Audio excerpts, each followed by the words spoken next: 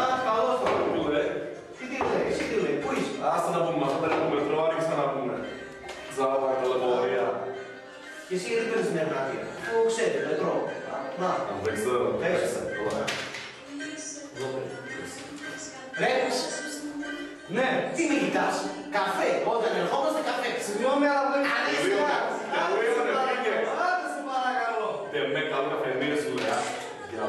Εσύ δεν θες να έρθει. Πέτες. Παίξτε. Έχει καλή μουσική. Δεν πάει ρε κύριε. Δεν πάει. Βλέπεις εμένα ρε. Έτσι. Παπάει. Συγγνώμη πλάκα. Γνωστά τελετρία. Χαλάσε. Και τώρα θα είναι της Eurovision.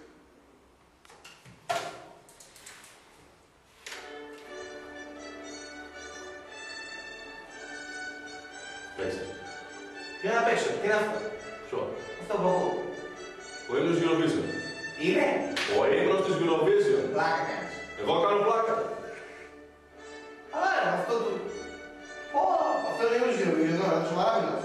Σοβαρά μιλάω εσύ. Ρε εσύ, μη βγάλω κάτι ο Πάο, όλα να το κλέψουνε. Άρε Παοκάρα, αλλά δεν φταίς εσύ, αυτοί οι Αθηναίοι βλαμμένοι φταίνε. Πας καλά, ρε. Ρε, πάω καλά, το αριστερός. Άκου εδώ. Τα λαμόγια μιλάνε τώρα. Άκου. Λα, λα,